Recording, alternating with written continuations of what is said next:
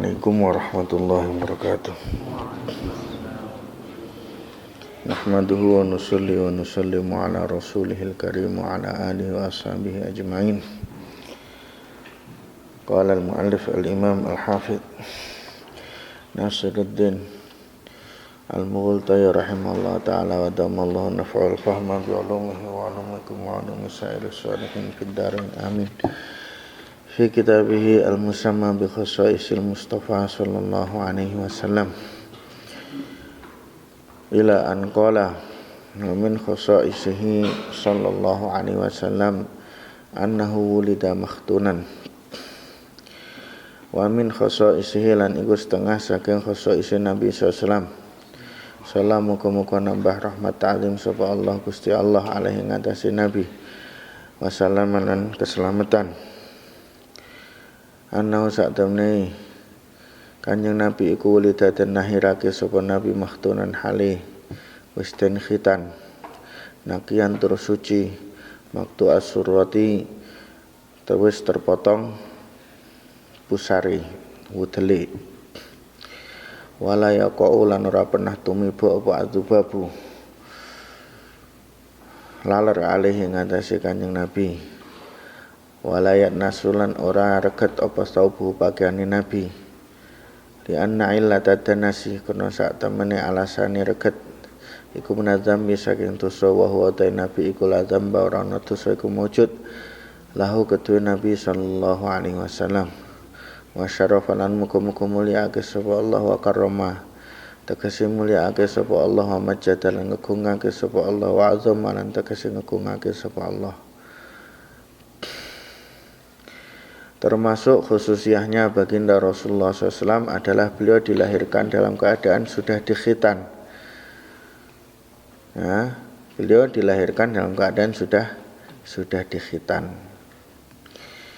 Memang ada perbedaan pendapat di kalangan ahli sirah nabawiyah tentang khitan beliau. Ada yang mengatakan beliau lahir dalam keadaan dikhitan. Ada yang mengatakan beliau dikhitan pada 7 hari. Ada juga yang mengatakan beliau dikhitan setelah beberapa bulan. Ya. Namun kebanyakan ya, itu mengambil riwayat yang ini bahwa beliau Rasulullah SAW itu dilahirkan dalam keadaan sudah berkhitan. Maknanya apa? Satu, ini memang merupakan suatu keajaiban karena ya di mana-mana yang namanya orang lahir itu ya belum khitan. Ada orang yang lahir langsung khitan itu ada. Nah, selain Rasulullah maksudnya itu apa khitan apa yang terpotong pusarnya saya agak lupa. Tapi maksudnya ada gitu loh. Namun ini kan suatu kejadian yang sangat langka, ya, yang sangat langka.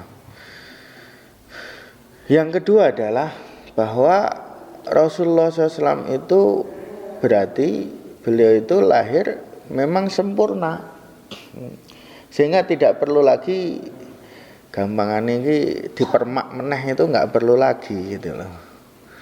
Ya kan, nggak perlu ada bagian dari tubuh Nabi yang dibuang, nggak perlu ada bagian dari tubuh Nabi yang ditambahi, dikurangi istilahnya, karena memang sudah sempurna.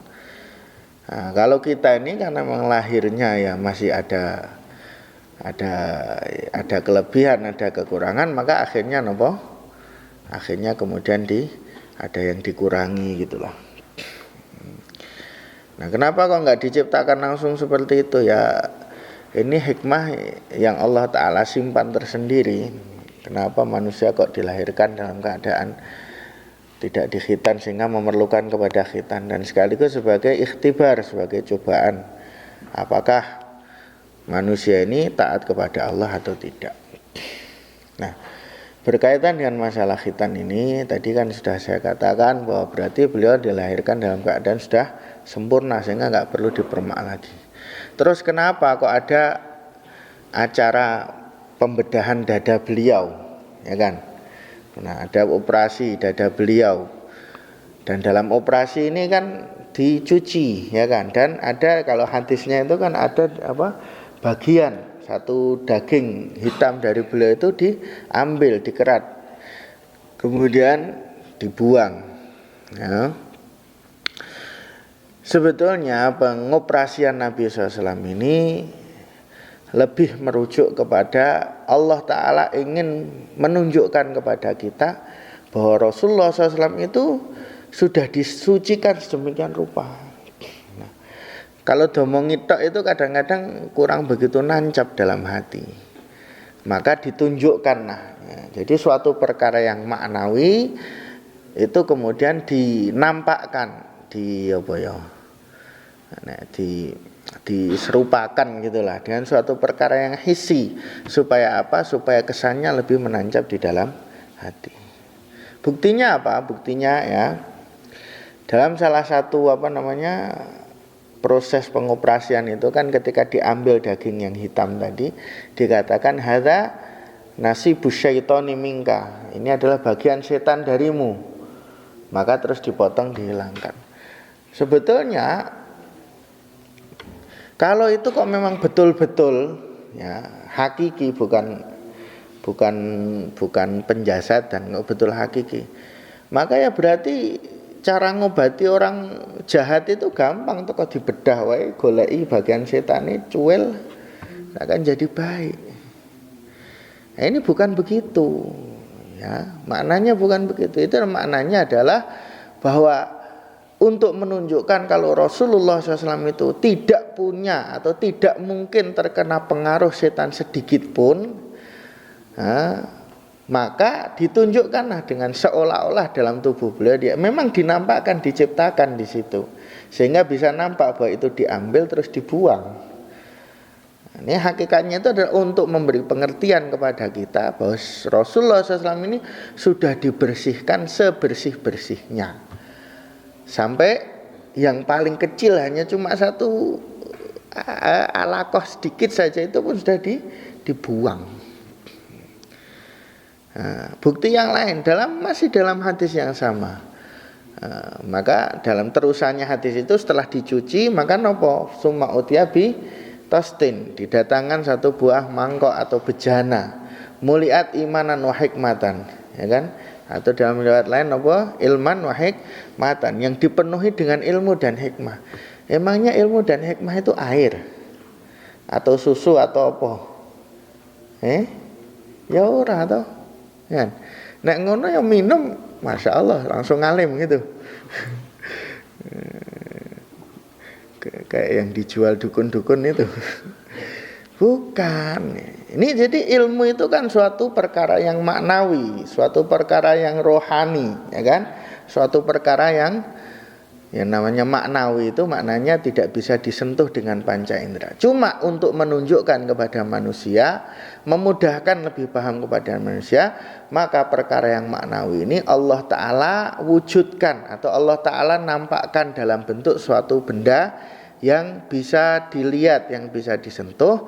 Kemudian benda itu dijalankan atau diperlakukan sebagaimana benda yang hissi. Berlakukan sebagaimana benda yang hissi, sehingga kita bisa memahaminya, lebih mudah memahaminya. Oh, dada beliau ini telah dipenuhi dengan ilmu dan hikmah. Nampak, karena dinampakkan. Nah, hakikatnya sebetulnya enggak nampak. Jadi sebetulnya yang lebih ditunjukkan oleh pengoperasian itu, walaupun operasi ini adalah betul-betul hakiki, namun ini adalah sebetulnya untuk menunjukkan tentang kerohanian baginda Nabi SAW, untuk menunjukkan tentang makna-makna atau tentang hal-hal sesuatu yang maknawi dari kehidupannya baginda Rasulullah SAW, bahwa beliau telah disucikan dengan sesuci-sucinya, sebersih-bersihnya dari pengaruh-pengaruh setan, dari pengaruh-pengaruh hawa nafsu, dari pengaruh yang buruk. Beliau telah dibersihkan, disucikan sesuci-sucinya, dan kemudian beliau telah dipenuhi dengan ilmu dan hikmah.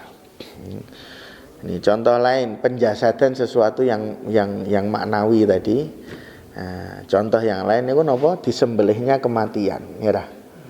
Hari kiamat nanti di akhirat nanti setelah penduduk surga masuk surga, penduduk neraka masuk neraka, terus gimana?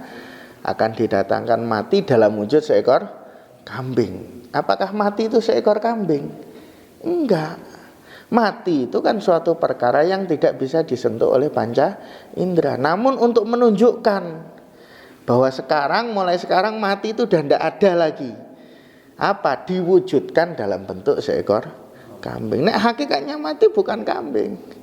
Ning saat itu untuk kepentingan memberi kefahaman bahwa sehingga orang ahli surga itu lega dengan selega-leganya karena nggak akan mati lagi, dan ahli neraka putus asa dengan seputus asanya karena tidak akan mati lagi, maka diwujudkanlah atau dijasadkanlah perkara yang tidak bisa disentuh panca indera, dijasadkan oleh Allah, dinampakkan dalam satu bentuk yang orang bisa melihatnya. Kemudian bentuk tadi atau bentuk kambing tadi terus disembelih, ya. Paham ya? Insyaallah muga-muga. Nakiyan tur suci. Waktu as-surati telah terpotong napa jenenge pusarnya. Jadi intinya nopo? Kelahiran Nabi itu istimewa. Bukan biasa-biasa saja, enggak. Nabi itu lahirnya istimewa. Dan ini ya namanya wajar. Ana wong kok enggak percaya dengan kelahiran istimewa itu, ya sebetulnya aneh. Ya memang orang istimewa, kalau Allah Ta'ala istimewakan dia sejak lahir itu apa salahnya? Ya kan? Apa salahnya? Nabi itu memang lahirnya sudah istimewa. Wala yaqau dzubabu alaihi, dan tidak pernah lalat itu kok hinggap di Rasulullah SAW, di tubuh Nabi itu enggak pernah. Nabi ini sebetulnya apa sih salahnya lalat itu? Kok sampai Nabi juga disucikan dari lalat? Enggak, ya. Jadi masalahnya itu sebetulnya bukan salah, lalat itu enggak salah, ya. Atau orang kalau kena lalat, wah ini berarti pendosa atau enggak. Namun kan lalat itu kan satu mengganggu, dan yang kedua itu kan dianggap jijik gitu kan. Ya kan, dianggap jijik. Maka Rasulullah dijaga dari lalat ini sehingga bahwa tubuh beliau ini hanya penuh dengan keindahan, enggak ada kejijikan sama sekali. Hanya penuh dengan keindahan, tidak ada kejijikannya sama sekali. Sampai lalat pun tidak bisa atau tidak pernah hinggap kepada beliau. Wakilah ada juga yang mengatakan karena tubuh beliau senantiasa berbau harum, maka lalat pun ya yang namanya sama bau harum, lalat kan nggak tertarik. Ala kulli hal, ini tidak menunjukkan kepada sesuatu, ini tidak menunjukkan kecuali kepada nopo keindahan dan kesempurnaan dari baginda Rasulullah sallallahu alaihi wasallam. Walayat nasu saubuhu, dan pakaiannya tidak pernah menjadi kotor atau tidak menjadi kotor. Di anna illata tanasi minadzambi, karena alasan jadi kotor itu adalah dari dosa, sedangkan baginda Nabi SAW itu tidaklah berdosa, dijaga dari dosa. Semoga Allah menambahi rahmat ta'zim, meninggikan derajatnya, memuliakannya dan mengagungkannya. Wala yusibu wasakhun, tidak pernah terkena kotoran. Wala yaqau apa dhilluhu, la yaqau lan tumiba, ora tumiba apa dhilluhu, apa jenenge bayangane Kanjeng Nabi ala ing atase bumi. Wala yatasa'abulan, ora pernah angop menguap sapa Nabi. Dan Nabi SAW bayangannya itu satu, Nabi SAW tidak pernah terkena kotoran, dan bayangannya tidak pernah jatuh ke atas bumi. Kenapa? Karena Nabi itu nur. Yang namanya bayangan itu kan, ya kan, kalau cahaya terhalang terus jadi bayangan, ya kan. Nah, sedangkan Nabi sendiri cahaya, ya kan. Bayangan kalau kena cahaya ya hilang bayangan gitu. Nah, jadi Rasulullah SAW itu cahaya, maka tidak ada bayangannya di atas muka bumi.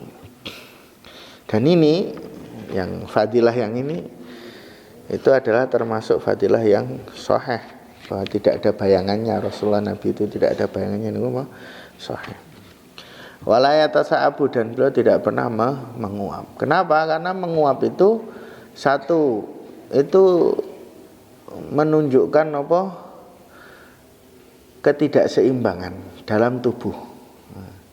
Ketidakseimbangan di dalam tubuh. Misalnya wong ngantuk, itu kan berarti sebetulnya tubuhnya sudah minta istirahat tapi belum diistirahatkan. Berarti kan sudah agak tidak seimbang. Nah, ya kan? Nah, itu maka terjadilah namanya menguap. Nah, yang ini Rasulullah SAW tidak pernah.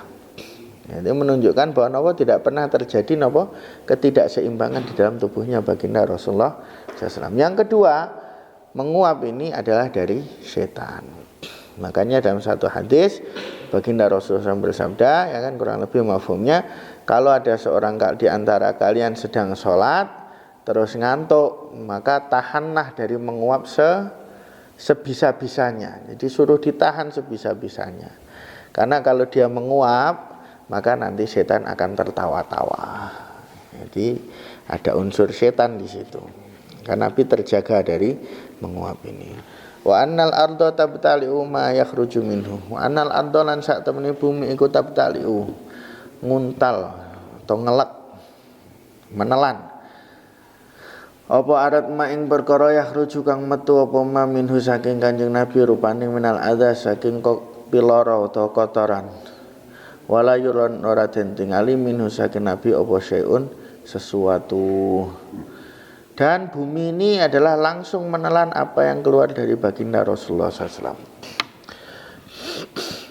Jadi kalau beliau itu buang air atau apa gitu, buang air kecil, buang air besar, maka ini langsung ditelan oleh bumi, langsung hilang gitu, nggak ada bekasnya, ya, langsung hilang, tidak ada bekas. Wala yura minhu syai'un, sehingga tidak diketahui atau tidak dilihat ada bekasnya. Walaupun beliau yang keluar dari beliau itu suci, ya. Jadi apa semua hal yang keluar dari baginda Rasulullah SAW itu adalah suci, ya, suci. Jadi darahnya, air kencingnya, air, ya kan, atau kotorannya itu suci. Namun kalau untuk air kencing dan kotoran ini tidak ada seorang pun yang bisa melihatnya atau mendapatkannya. Kenapa? Karena langsung ditelan oleh bumi. Sedangkan darah, maka ini banyak riwayat dari sahabat Nabi SAW yang meminum atau menjilati darah beliau dalam kejadian yang berbeda-beda.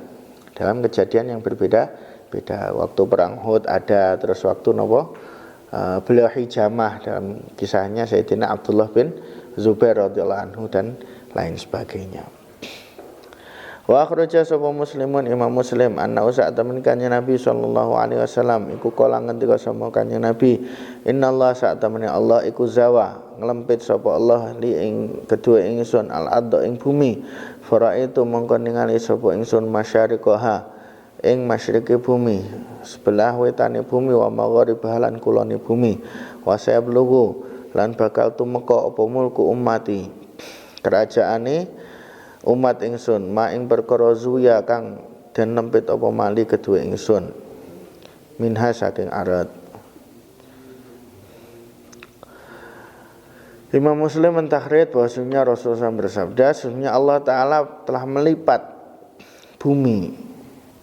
Mananya melipat itu Allah Ta'ala menampakkan kepada baginda Rasulullah SAW sampai ujung-ujung barat maupun ujung-ujung timur bumi itu. Jadi semua dinampakkan. Jadi pandangan Rasulullah ketika memandang ke barat itu sampai ke ujungnya. Nah, kemudian ketika timur juga sampai ke ujungnya. Piye carane? Ya terserah Allah. Nah, jadi ada beberapa mukjizat, bahkan banyak mukjizat itu enggak usah dipikirkan piye carane. Nah, wis teko iman ngono wae. Nek dipikir kok malah ilang anune. Ilang napa? kehebatane gitu loh. Ya. Ini bahasanya dilempit, apakah bumi dilempit tenan kaya kain gitu? Sembuh. Terserah Allah mau gimana. Allah Maha Kuasa kok. Nggak perlu kita tahqiq, nggak perlu kita cari-cari ini caranya gimana. Ini caranya gimana atau nganunya gimana, udah terserah Allah. Yang penting kita percaya, kita iman saja bahwa Allah telah menganugerahi Kanjeng Nabi, menganugerahi baginda Rasulullah SAW dengan perkara tersebut. Nah, ini sebagian mukjizatnya. Pertama, Allah tampakkan kepada beliau, Allah lipat di atas bumi sehingga beliau bisa melihat ujung barat sampai ujung timur dari bumi ini. Yang kedua apa? Baginda Nabi SAW dikasih tahu bahwa nanti kerajaan umatnya ini akan sampai pada apa yang telah dinampakkan atau dilihat oleh baginda Rasulullah SAW tersebut. Dari ujung timur sampai ujung barat semuanya akan menjadi kerajaan dari umatnya beliau sallallahu alaihi wasallam. Wa akhraja sapa al-Bukhari min hadits Jabir radhiyallahu anhu, saking hadits Jabir radhiyallahu anhu. Ngetoke naf almai ing metune atau mancure banyu mimbaini asabihi saking sela-sela jarine Kanjeng Nabi bil Hudaybiyah ing dalam Hudaybiyah.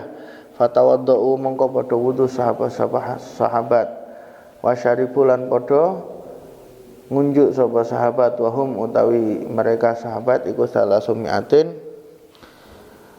300 wa khamsata asyarolan 15 wa marratan ing dalam marrah ukhra kang liya wahum utawi sahabat iku salasumiatin wa khamsata asyara wa marratan ukhra wahum iku salasumiatin wa marratan ukhra iku wahum iku mabena sabin ing dalam antarane 70 wa samanin dan 80. Wa haditsul mazadataini, dua kantong air. Mazadah itu sebetulnya kalau bahasa aslinya itu apa? Tempat bekal. Tapi maknanya nangkene ya sama. Tempat untuk membawa air dari kafilah. Alati kang mazadah teh nam yang kuso kang ora berkurang karone sapa lati. Kala ngendika sapa Umar radhiyallahu anhu, inna sak temene kita iku syarib nang ngombe sapa kita minhuma saking mazadatain wa nahantun kita iku nahul arba'in sekitar kurang lebih 40 orang. Hadisnya Jabir radhiyallahu anhu, dan ini bukan cuma sekali terjadi tapi berkali-kali ya. Maknane wa maratan ukhra itu berkali-kali terjadi napa baginda Rasulullah SAW niku air mengalir dari sela-sela jarinya beliau. Jadi kalau ini kaitan dengan Hudaybiyah, ini ceritanya beliau waktu mau umroh yang akhirnya jadi perjanjian Hudaybiyah. Nah, maka Hudaybiyah itu ada sumurnya tapi sumur kecil. Nah, dipakai habis sehingga cuma tersisa tinggal sedikit airnya. Maka oleh Rasulullah SAW diminta ada air sedikit, ada tersisa sedikit di atas lotanya, itu masih ada dalam lota atau dalam tempat air itu masih tersisa sedikit. Maka Rasulullah SAW kemudian berdoa, terus beliau masukkan tangannya ke situ, maka air kemudian memancar dari jari, sela-sela jarinya Rasulullah SAW. Rawinya Sayyidina Jabir, Sayyidina Anas mengatakan fara'aitul ma'a yambu'u min baini asabihi, air itu memancar dari sela-sela jarinya. Maka kemudian mengalir, maka Rasulullah terus panggil, ayo sekarang semua, ayo siapa yang pengen wudu, yang pengen minum, ini ambil dari sini. Maka sahabat pun berlomba-lomba wudu, minum, dan mengisi bekalnya, mengisi kantong-kantong kulitnya untuk bekal. Nah, ini luar biasa ya, luar biasa. Nah, para ulama dalam menerangkan masalah ini, pertama adalah ini melebihi mukjizatnya Nabiullah Musa alaihissalam. Nabi Musa alaihissalam kan mukjizatnya apa? Memukul batu, dari batu keluar 12 mata air, ya kan? Anidrib asokal hajar fang fajarat min husnata asyrata aina. Nah, Rasulullah SAW ini lebih lebih lagi. Sama-sama memancar air tapi lebih lagi. Kenapa? Karena kalau batu ini secara jenisnya itu memang ada batu yang memancarkan air. Maknanya air mengalir dari batu itu memang ada, ya kan? Nah, kadang mata air muncul dari sela-sela batu. Tapi nggak pernah sepanjang sejarah kok air mengalir dari daging dan darah, ini nggak pernah. Ini, ya. Jadi secara jenisnya itu kalau batu itu ada jenis batu secara jinsiahnya itu yang memang bisa keluar air dari situ. Tapi kalau manusia, daging, darah, kulit itu nggak pernah ada sepanjang sejarah kok bisa keluar air dari situ. Yang pertama. Yang kedua, ulama itu berbeda pendapat. Manakah air yang paling mulia secara mutlak? Nah, ada ulama yang mengatakan air yang paling mulia secara mutlak itu air telaga Kautsar. Ada yang mengatakan air surga, karena ada ulama yang mengatakan telaga Kautsar itu lain, air surga itu lain. Nah, maka ya menurut pendapat ulama yang mentafsir ini ya berarti air surga itu lebih mulia dari air telaga Kautsar. Kalau kebanyakan ulama itu mengatakan bahwa air yang paling mulia itu air Zam-Zam. Air Zam-Zam, dan itu lebih mulia dari air surga, lebih mulia dari air telaga Kautsar. Kenapa? Karena ketika malaikat membedah Nabi SAW, dalam semua sesi pembedahan Nabi, ya, Nabi itu berkali-kali dibedah, ya, berkali-kali dibedah. Nah, dalam semua sesinya, dalam setiap kali pembedahannya, semua peralatannya itu datang dari surga, ya kan? Mangkoknya dari surga, pisaunya dari surga, wadah-wadahnya dari surga. Namun airnya Zam-Zam. Bukan diambil air surga, tapi air Zam-Zam. Menunjukkan kemuliaannya air Zam-Zam melebihi dari air surga. Ini ulama berbeda pendapat. Namun semua ulama sepakat yang paling mulia secara mutlak melebihi Zam-Zam, melebihi Kautsar, melebihi air surga, melebihi apapun, itu adalah air yang mengalir dari sela-sela jarinya baginda Nabi SAW. Itu yang paling mulia secara mutlak gitu. Dengan kesepakatan ulama, tidak ada khilaf lagi. Ya, tidak ada khilaf lagi. Jadi yang dikhilafkan tadi itu sebetulnya yang nomor 2. Paham? Nomor 2. Ya, kalau nomor 1 semuanya sepakat air yang mengalir dari baginda Nabi SAW. Namun kan sekarang kita nggak bisa mau cari di mana, nggak nemu lagi, ya kan? Ini adalah khusus pada zaman itu. Sampai sebagian ulama ada yang menyairkannya, ya. Wa afdalu miyahil ardi manaba. Ada yang mengatakan manaba. Ada yang mengatakan manaba baina asabi'in nabil muttaba. Kalau yang manaba baina asabi'in nabil mujtaba. Ya. Summa yalihi Zam-Zamun fa Kautsaru fanilu misra summa bakil anharu. Yang ketiga, masalah air ini. Nah, ini kita perlu meniru sikap dari Sayyidina Abdullah bin Mas'ud radhiyallahu anhu.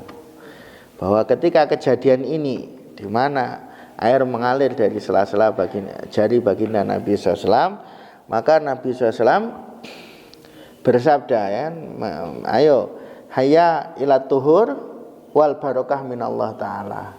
Ayo cepat-cepatlah, segeralah kalian untuk mengambil ini air untuk bersuci dan berkah dari Allah Subhanahu wa ta'ala. Maka Sayyidina Ibnu Mas'ud itu, kalau sahabat yang lain ya pertamanya dia sibuk wudu begini, Ibnu Mas'ud ini malah sibuk minum saja. Sibuk minum. Kenapa? Karena Rasulullah bersabda ini berkah dari Allah. Ini berkah dari Allah, maka berkah itu ya sebanyak-banyaknya gitu loh. Nah, ini yang perlu kita teladani dari Sayyidina Abdullah bin Mas'ud radhiyallahu anhu. Jadi ketika datang suatu kesempatan istimewa untuk dapat berkah istimewa, maka segeralah gunakan kesempatan itu dengan sebaik-baiknya untuk mendapatkan keberkahan yang sebanyak-banyaknya. Nggak usah kita disibukkan dengan perkara-perkara yang lain ya. Tapi kita sebanyak